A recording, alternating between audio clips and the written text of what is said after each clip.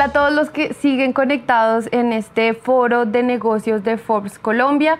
En esta ocasión traemos un panel muy interesante y es la perspectiva regional. ¿Cuáles son los principales retos que trae la economía y esta recuperación desde los territorios? Y para eso tenemos unos invitados muy especiales que están aquí con nosotros.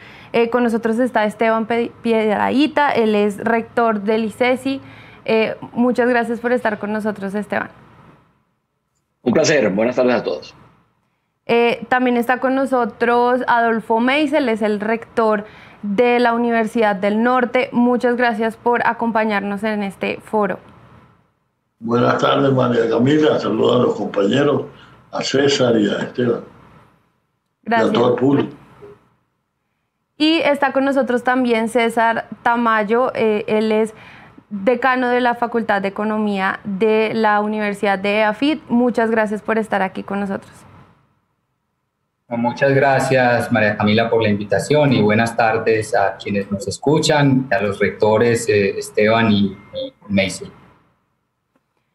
Bueno, un poco la idea de este panel es que discutamos esos principales retos que trae la economía desde las regiones y quisiera que cada uno me cuente desde su perspectiva cuáles son esos retos que ustedes ven y cómo se viene, cuáles son esos retos en cada una de las regiones. Entonces quisiera que empecemos por Esteban, que nos cuente un poco la perspectiva de ustedes, cuáles son esos retos que ven.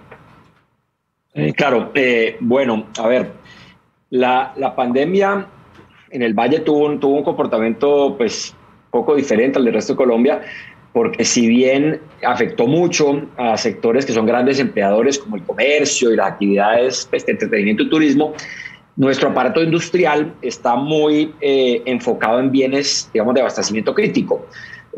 ¿No? Somos grandes productores de farmacéutica, de bienes de higiene y cuidado personal y del hogar, de alimentos. Entonces el año pasado nuestra producción industrial cayó muy ligeramente, muy diferente, digamos, de regiones pares en Colombia, y el PIB el año pasado cayó un 5,3% versus un 6,8% de Colombia. Sí tuvimos un fuerte impacto en empleo y un aumento grande en pobreza. El Valle tenía el segundo menor porcentaje de personas pobres del país, con 24% en 2019, y en el año 2020 subimos a 34,5%, éramos ya pues el cuarto departamento con menor indicador de pobreza. Entonces tuvimos, digamos, un impacto fuerte en empleo y por supuesto en algunas, y pobreza y por supuesto en algunas actividades, pero menor en la industria, que es pues una parte importante de nuestro PIB. Y pues hemos venido en recuperación. Tuvimos además pues un segundo golpe que otras regiones no vivieron, por lo menos como lo vimos nosotros, que fue el paro. El paro fue muy fuerte en el Valle, en el suroccidente, y en parte por eso, y en parte también porque caímos menos el año pasado, pues nuestro crecimiento este año va a ser inferior al del promedio de Colombia. Claro, ya han ido los analistas aumentando los pronósticos de crecimiento, pero hasta hace un tiempo, pues, digamos, había la única proyección regional que conozco de crecimiento que la hacía Bancolombia, daba un crecimiento del 8% para Colombia y del 6,4% para el Valle este año, ¿no? Creciendo por debajo, en parte porque caímos menos el año pasado y pues de pronto ahí ya se recogía algo del impacto del paro. Pues los retos son muchos, obviamente. En recuperación de empleo habíamos perdido cerca de 350,000 ocupados en el peor trimestre de la pandemia, y ahora estamos solo como a 35,000 de donde estábamos en el trimestre equivalente al terminado en septiembre de 2019, o sea que hemos recuperado por ahí 90% del empleo, pero tenemos todavía una población que crece, es decir que en materia pues relativa la tasa de ocupados sigue estando significativamente por debajo de lo que estaba en 2019. Tenemos también retos en calidad del empleo, porque pues, hemos tenido mayor recuperación del empleo informal que el formal. La pandemia le pegó mucho pues, a ambos y mucho al informal, y el paro le pegó más en el empleo formal y al empleo pues, industrial de alguna manera. Entonces, pues tenemos retos pues, no solo de recuperar los niveles de bienestar que traíamos antes, que que se han afectado no solo por caída de empleo, sino también por el aumento en los precios, el aumento en la canasta básica y la inflación. Tenemos algunos retos, pues, como todo el mundo, de abastecimiento, logísticos, etcétera, y pues algunos retos, digamos, más propios de la región que podemos discutir más adelante. Pero en general, pues, hay una recuperación fuerte de la actividad económica después de un segundo trimestre muy malo aquí por el paro, y una recuperación importante del empleo, pues con la parte negativa es la inflación que incide pues fuertemente sobre la línea de pobreza, la inflación de alimentos específicamente, y que pues vamos a ver cuánto de esos 10 puntos o casi más de 10 puntos que perdimos o que tuvimos de aumento en la incidencia de pobreza el año pasado logramos reducir este año. Pues yo esperaría que por lo menos la mitad de eso lo recuperemos, pero vamos a ver cómo también será el año y sobre todo la inflación. Sí, y ahí quisiera preguntarle a Adolfo, porque bueno, como lo mencionaba ahorita Esteban, uno de los principales retos es el empleo, y se vio, digamos, en el Caribe, que por ejemplo en el caso de Barranquilla, mientras la tasa de desempleo estaba casi en 20%, en Barranquilla, por ejemplo, no estuvo tan alta, pero también porque el mercado laboral tiene un gran componente de informalidad. Entonces, ahí la pregunta que quisiera hacerle, bueno, esos retos que se vienen, digamos, a nivel económico y también pues, en términos de empleo, pues, que ven en el caso de la zona Caribe del país. Bueno, en el Caribe yo señalaría, ya tú mencionaste una de las claves estructurales de la economía del Caribe, es la presencia muy alta de la informalidad. Entonces, antes de la pandemia teníamos tasas de desempleo de las más bajas del país. Sin embargo, cuando uno ve la calidad de desempleo y el ingreso promedio de desempleo, puede constatar que es empleo de muy baja remuneración. Entonces, ¿qué ha pasado? Con la pandemia ese empleo es fácilmente golpeado, ese empleo informal es fácilmente golpeado, porque muchas de las personas que están en la informalidad no tenían la posibilidad tan amplia como hay en algunos sectores de la formalidad para poder realizar su trabajo de manera virtual. Caso del sector de los servicios, de los tres personas que estamos aquí en este programa conversando contigo, estamos vinculados. Todos nosotros desarrollamos nuestras actividades más o menos de una manera similar, con algunas dificultades, por supuesto, pero más o menos similar. Pero el que vende aguacate, pues no tenía esa posibilidad, y durante las épocas de encierro, pues muchos sectores vieron que se les disparó el ingreso, se les disparó el desempleo, y por lo tanto se disparó el hambre, porque son personas que están cerca del nivel de subsistencia. Y una de las cosas que uno constata una y otra vez en las principales ciudades del Caribe colombiano, como Cartagena, como Barranquilla, es la disparada del hambre, medido a través de preguntas como las que hacen los ¿Cómo vamos? O hacen Dani, en la última semana, cuántas días a la semana no ha ingerido las 3 comidas, ese tipo de preguntas. Y eso se aumentó mucho. Hay gente que es crítica de estas metodologías, pero son las mismas metodologías de siempre. Entonces, si hay un cambio de tendencia y que tiene una explicación lógica, pues pensaría uno que la metodología, con todas sus dificultades, está cogiendo la tendencia. Entonces, yo creo que ese es un elemento clave para entender. Y lo segundo que yo señalaría es que dentro del sector de los servicios en el Caribe colombiano pesa mucho el turismo, sobre todo, por supuesto, en Cartagena y Santa Marta.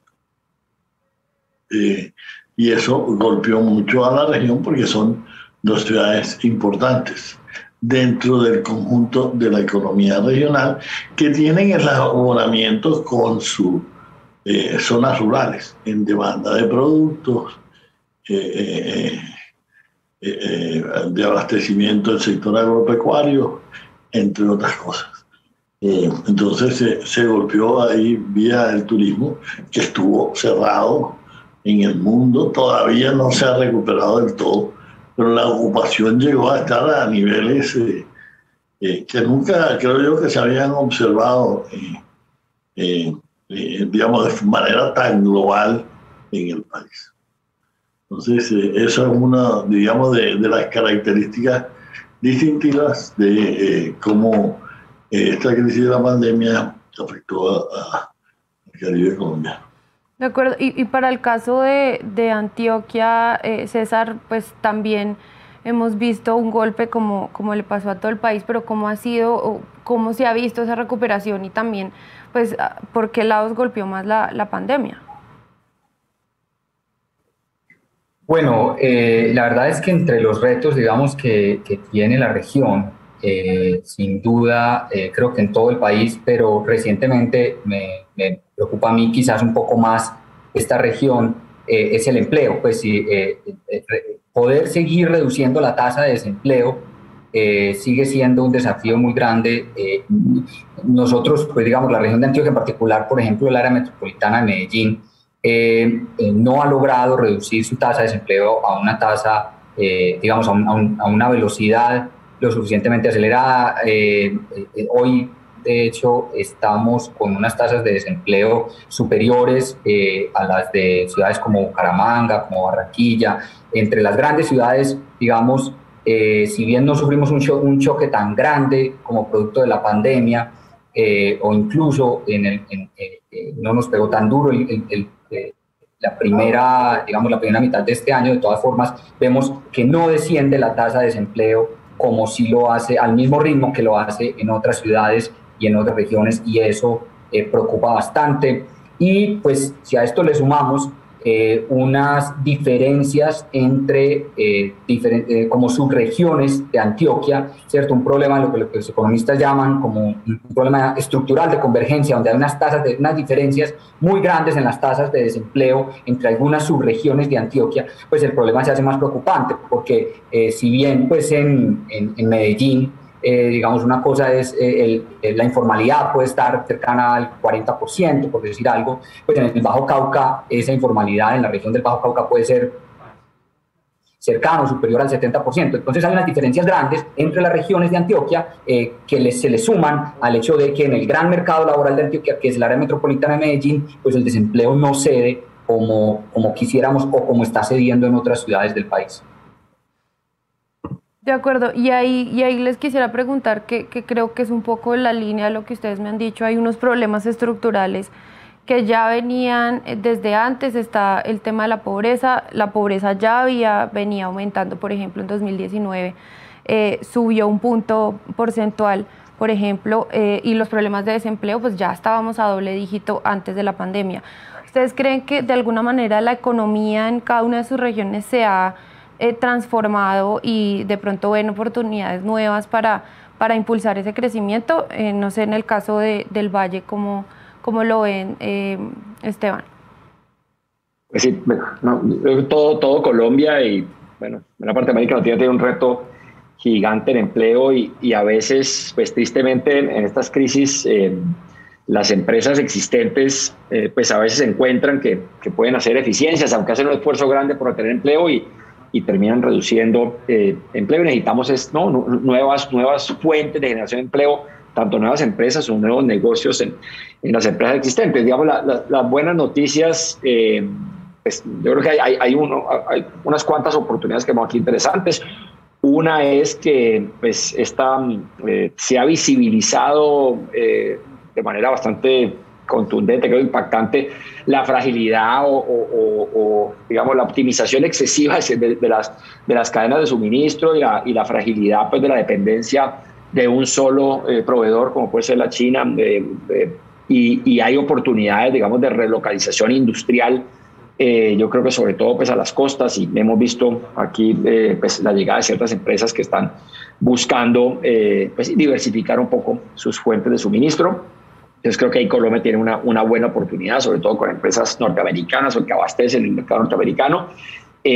un sector que sigue creciendo, que yo creo que creció pues muy rápido antes en Medellín y de alguna manera también en Barranquilla, es pues todo lo de BPO y KPO, centros de servicio bilingües y de programación. Aquí en Cali pues han llegado durante la pandemia varias empresas extranjeras, algunas de ellas estaban en otras regiones del país y no habían llegado acá, y estimamos que hay pues cerca de demanda por más o menos 23.000 personas bilingües en los próximos 2 años de este tipo de empresas.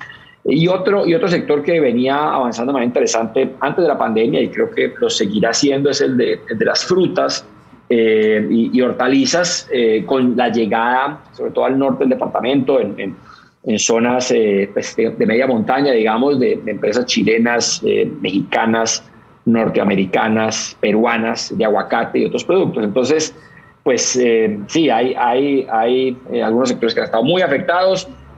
Hay un crecimiento interesante en las tecnológicas, ¿no? Incluso las domésticas, y mucha demanda de programadores, tanto por la llegada pues, de empresas internacionales como por el crecimiento acá. Entonces, creo que pues, los jóvenes que estudien o que aprendan inglés y que aprendan a programar o tengan nociones temas de tecnología, en un mundo más virtual y más conectado, donde además los consumidores colombianos le han perdido el miedo a la compra por internet, pues van a tener más oportunidades, pero habrá muchos desafíos para otras personas que no tienen esas competencias o que sus sectores, pues de alguna manera el empleo ahí no parece que va a tener una muy buena dinámica. Personas de pronto en mitad de su carrera o más cercanas a la jubilación, ahí vemos pues unos retos importantes. Entonces hay desafíos. La economía, digamos, ha recuperado bastante más que el empleo, y pues hay unas avenidas de oportunidad que ojalá podamos aprovechar y que se materialicen en empleo, sobre todo pues para los jóvenes, piensa uno en los meses y años que vienen. De acuerdo, y Adolfo, en ese sentido, para la zona Caribe y lo que hablábamos hace un rato de la informalidad, la gente qué tan preparada está, y de pronto dentro de esos nuevos sectores, por ejemplo, estas estrategias de relocalización que son, digamos, clave para la región Caribe, ¿estamos preparados o cómo ve esa recuperación hacia adelante para la región? Yo veo una fortaleza y una debilidad en este sentido. Yo creo que, digamos, en el caso del Caribe colombiano, necesitamos una mayor integración. El país necesita exportar más. Y estoy de acuerdo con Esteban, que si vamos a exportar más, el sitio para estar localizado, y no voy a entrar en discusión de cuál de las costas, pero el sitio para estar localizado es cerca de la costa, porque se quejan los industriales del interior del país de lo costosísimo que es llevar los productos de exportación a los puertos, incluso traer los insumos. A veces sabemos que vale más llevar del puerto de Cartagena a Manizales, o de Manizales a Cartagena, que de Cartagena a la China, una mercancía. Estoy poniendo un ejemplo específico. Alguna vez en Manizales me dijeron que les salía muy costoso llevar a los puertos las mercancías que exportaban. Entonces yo le dije, bueno, ¿y ustedes no han pensado relocalizarse? En Barranquilla hay abundante tierra y no es muy costoso, hay buena infraestructura de servicios públicos. Y no les gustó mucho. Pero yo sí creo que el país necesita hacer esa transición. Más, deberíamos buscarlo más agresivamente, con incentivos temporales. Yo no soy muy amigo de los subsidios, pero sí vería con buenos ojos unos incentivos temporales para la relocalización hacia las costas. Porque Colombia es un país contrahecho en ese sentido. Jeffrey Sachs ha dicho que la mayoría de los países el desarrollo económico está a menos de 100 kilómetros del mar. Pues Colombia al revés. En Colombia el desarrollo económico está mucho más lejos del mar que cerca del mar. Y eso es uno de los obstáculos para industrializarse. El segundo obstáculo, y en esto también puedo generalizar ambas cosas, que hay en ese sentido, y es más grave en el caso del Pacífico, es que relocalizarse a las costas implica inmensos retos en términos de infraestructura, más en el Pacífico, y en términos de capital humano en ambos costas. Yo creo que en el caso del Caribe colombiano, la mayor inversión que se puede hacer es en capital humano, en mejorar la calidad de la educación. Muchos indicadores de calidad de la educación, como las pruebas Saber 11, Saber 5, pruebas Saber Pro, muestran que hay un diferencial muy grande entre lo que correctamente podemos denominar la periferia colombiana y el centro del país. Y ahí hay que actuar para erradicar desnutrición, para mejorar la calidad de la educación, para dar salud básica y para invertir en primera infancia. Ese yo creo que es un reto que tiene el país. De acuerdo. Sí. Pero ven y redondeo esta idea. Esta mañana estuve visitando una fábrica exportadora aquí en Barranquilla, estuve toda la mañana. Es una fábrica con alta tecnología. Tiene alrededor de 1.000 empleados. Tiene como el 10% si excluimos a la China, como el 10% del mercado mundial de su sector. Y tiene alta tecnología, tienen una planta en un país desarrollado, y la tecnología es básicamente la misma en el país desarrollado y aquí en Colombia. En ese tipo de cosas es que deberíamos estar enfocándonos nosotros, porque al nivel de desarrollo nuestro, yo creo que ya no podemos seguir haciendo maquilas, no podemos seguir tratando de ser un país textilero. Ese modelo ya está superado en el tiempo. Nos tocaría competir con la India, que tiene unos salarios mucho más bajos que Colombia, pero en sectores especializados, en nichos de mercado, con, yo diría, pues no tecnología de punta, pero sí tecnología avanzada, intermedia, sí podemos ser competitivos. En lo que no podemos ser competitivos es en tecnología muy básica, como los textiles, intensivos en mano de obra. El sector textil, en fin de cuentas, es un sector relativamente intensivo en mano de obra. Entonces, Colombia necesita enfocarse en eso para poder. Y por último, y esto sí es me preocupa mucho los vientos proteccionistas que se sienten en Colombia. Hay vientos proteccionistas en Colombia. Colombia es un país tremendamente proteccionista. Si ustedes ven las exportaciones de Colombia como porcentaje de las exportaciones mundiales, vienen cayendo.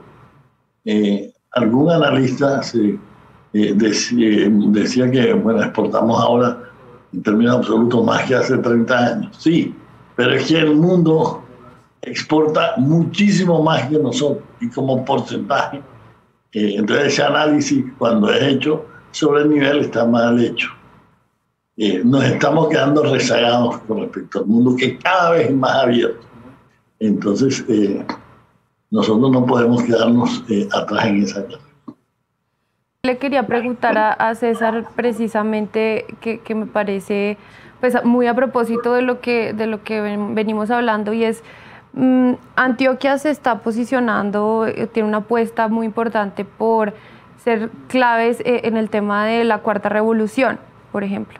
Y no sé si en el tema de la transformación digital, en todas estas startups, en el emprendimiento, bueno, de pronto, digamos, esa zona del país podría seguirle apostando a eso. ¿Qué potencial ve ahí? Y si de alguna manera eso es parte de la recuperación para los próximos años.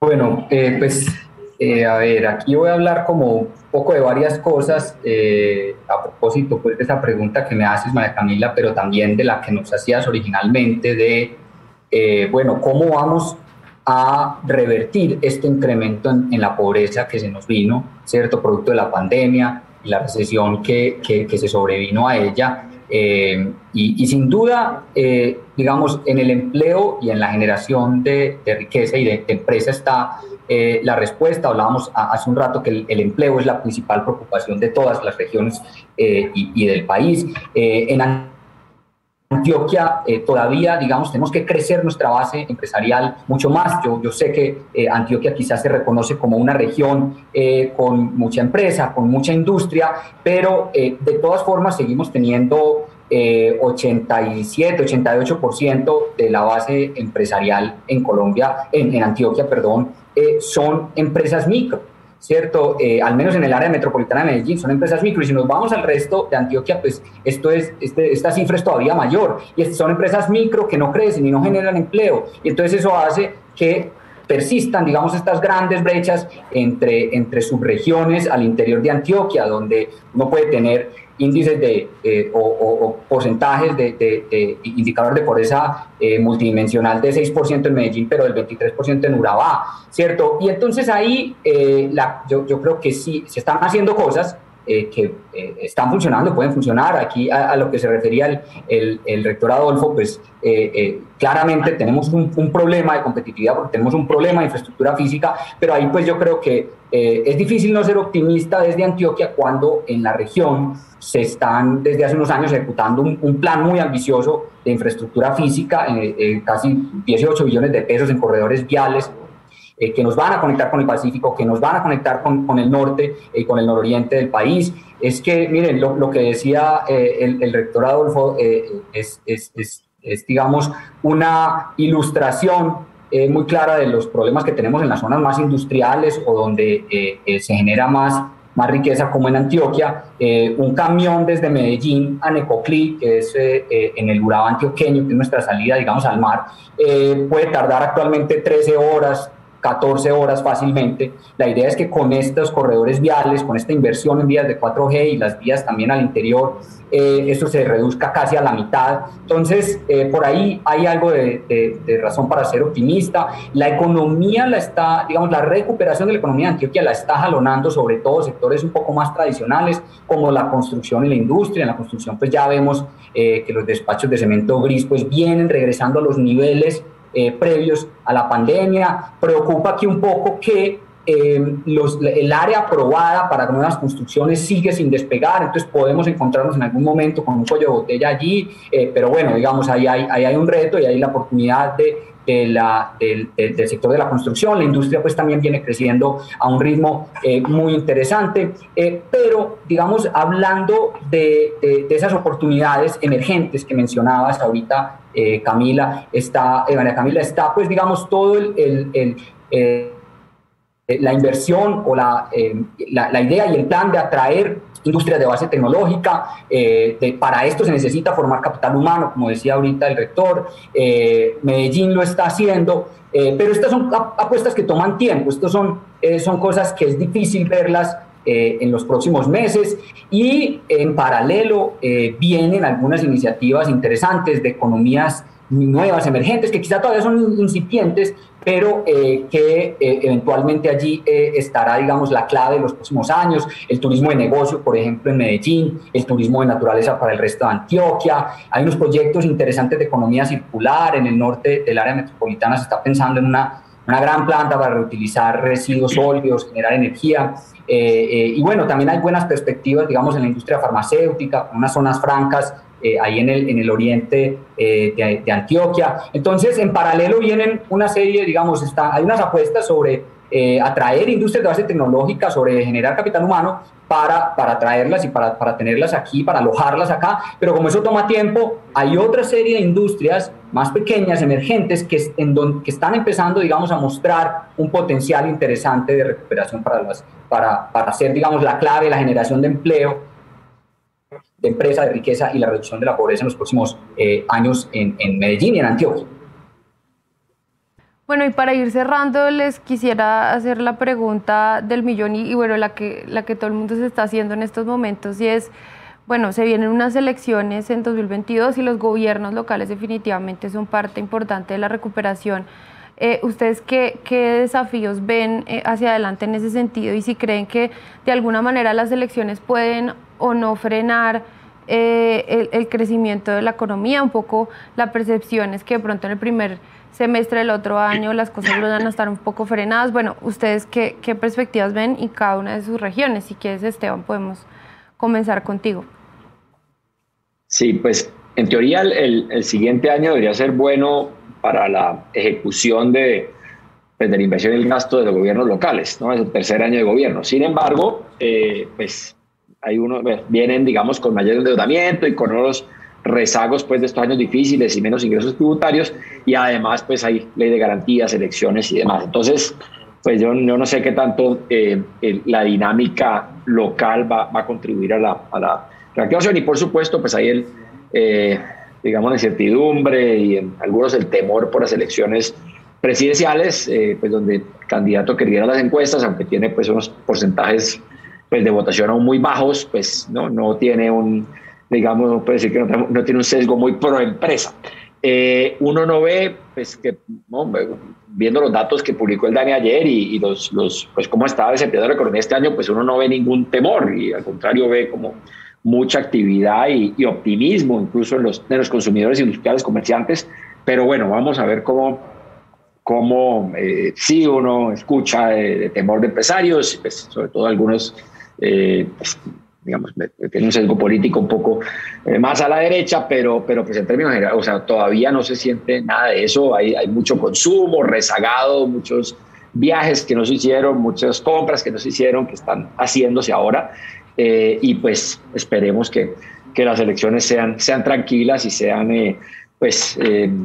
organizadas, y que no se genere pues unos efectos muy fuertes en la economía, porque pues lo crítico en este momento es recuperar el empleo y reducir pobreza y recuperar el terreno perdido del 2020 que fue mucho. Vamos a ver cómo se van decantando las cosas. Todavía hay mucha incertidumbre en el panorama electoral, realmente no hay mucha claridad.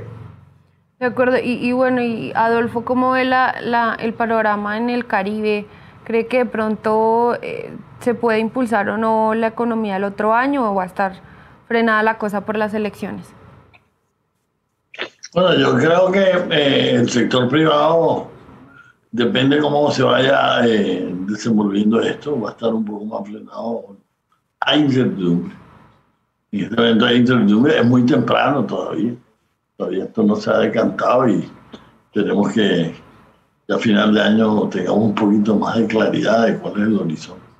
Entonces, lo vemos en las encuestas, la mayoría de la gente no se ha decidido todavía por ningún candidato, y eso pues lleva necesariamente a la incertidumbre, cosa que no es buena para el clima de inversión. Hay algo de aprehensión, no exagerada, pero hay algo de aprehensión. Y yo diría que en la medida en que se disipe esa aprehensión y esa incertidumbre, pues la gente el sector privado pues va a reactivar sus inversiones. Quienes las han aplazado, no las han descartado, a muchos las han aplazado, esperando a ver cómo se desenvuelve esto.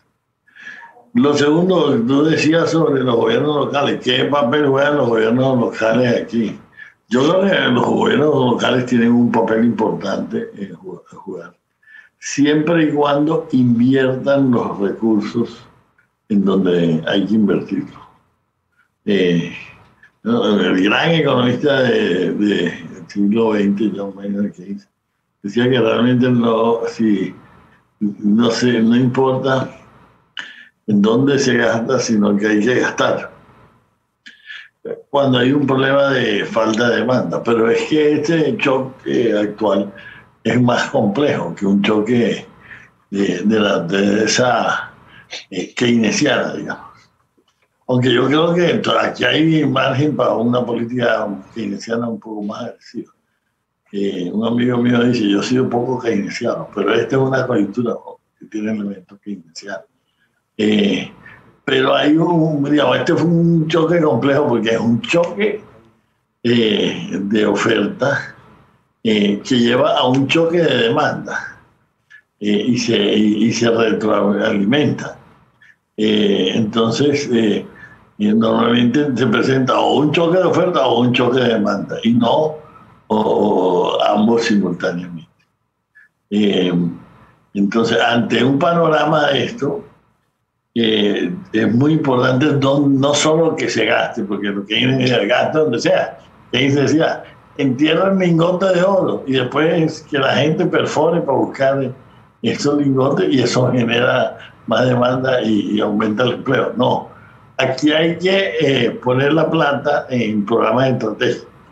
Por ejemplo, tenemos un problema serio, a pesar de los programas que se han hecho, de desempleo juvenil y desempleo de las mujeres. Es un problema muy serio, con unos costos sociales altos. Entonces necesitamos rápidamente afectar ese desempleo de los jóvenes de manera positiva y sobre todo las mujeres. Jóvenes y todas las mujeres en general. Entonces, sí hay que apuntar con mucho tino. Y los gobiernos locales tienen un papel ahí, en ese sentido. Y yo diría que uno de los problemas que tenemos en Colombia es la calidad del gasto público. No hay mucho margen para cobrar mucho más impuestos en Colombia. Vamos a tener que cobrar más. Sabemos que el próximo gobierno tiene que hacer una reforma tributaria y un déficit grande.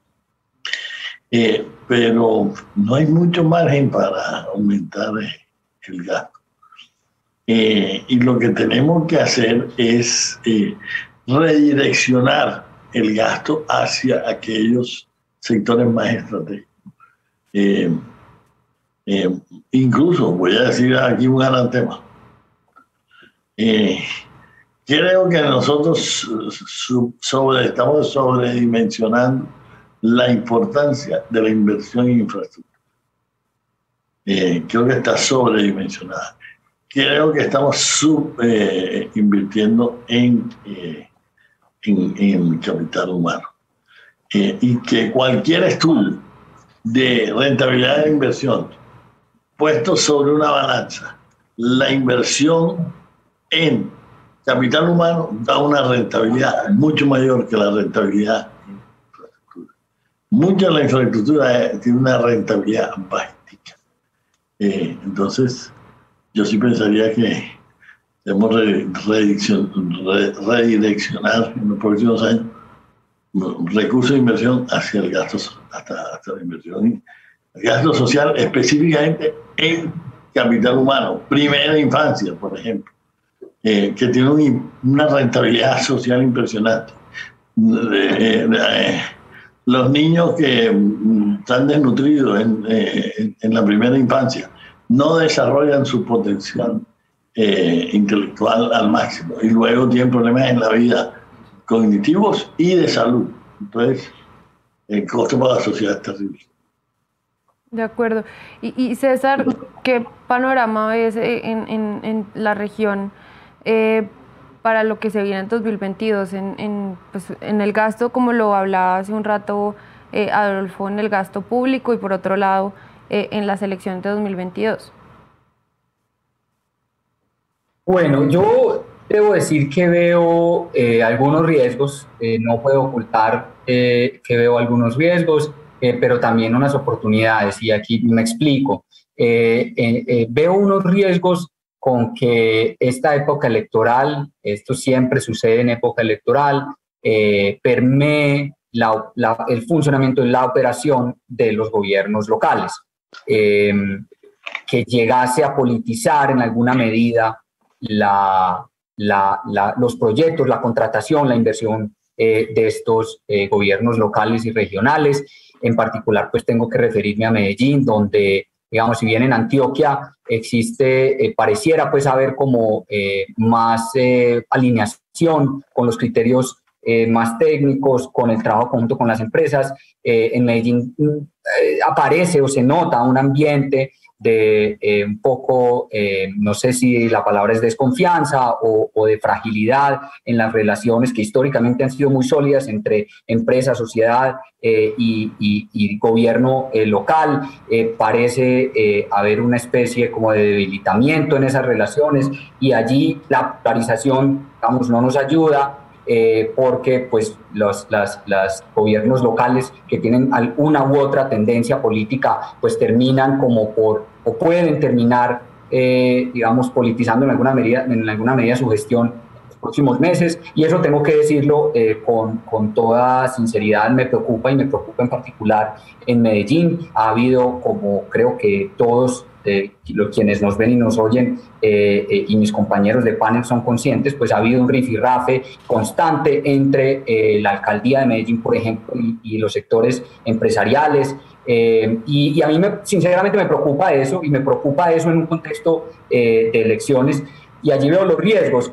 Ahora, las oportunidades, yo sí veo una oportunidad importante, espero que no se quede solo en oportunidad, espero que la aprovechemos, y es que yo veo que la gestión territorial, local y regional está ganando protagonismo en la escena política, en las elecciones, en los debates de las elecciones, ¿cierto? Yo veo en la carrera política, por ejemplo, varios exalcaldes de varias ciudades importantes del país hablando de lo que hicieron en estas ciudades, ¿cierto? Porque allí impactan una gran cantidad de personas. Yo veo exministros de Hacienda hablando que el país hay que pensarlo desde las regiones. Y cuando escucho esto me entusiasmo, ¿verdad? Porque yo creo que sí tenemos, digamos, y esto creo que no es novedad, tampoco es mi aporte original, pero sí tenemos una cantidad de políticas públicas que yo llamo como talla, que diseñamos como talla única, pero que en realidad deben ser adecuadas a las regiones, ¿cierto? Y yo veo una oportunidad acá de darle protagonismo a la gestión territorial, a la política pública local y regional en las elecciones presidenciales, ¿cierto? Yo creo que tenemos esfuerzos grandes y desafíos grandes en capacidad institucional, en las regiones, en la ejecución de recursos, lo que decía ahorita el rector Adolfo. No se trata simplemente de gastar. Al final, en algunos casos casi que uno puede decir qué plata hay, tenemos un montón de plata, y aquí pues el rector Esteban lo vivió en carne propia del DNP, tenemos un montón de plata parqueada del Sistema Nacional de Regalías, ¿cierto?, para las regiones, que no se ejecuta bien, tenemos dificultades en la estructuración de buenos proyectos de inversión en las regiones. Entonces yo creo que poner esto en el centro, o al menos darle más protagonismo en el debate de elecciones presidenciales, sí es una oportunidad, y ojalá no la dejemos pasar. Muchas gracias a los tres por acompañarnos en este espacio en el foro de Forbes Colombia. Para todos los que quieren seguir reviviendo este espacio, nos pueden buscar en el canal de YouTube, buscándonos como Forbes Colombia. Y bueno, muchas gracias y sigan conectados. Pues sí.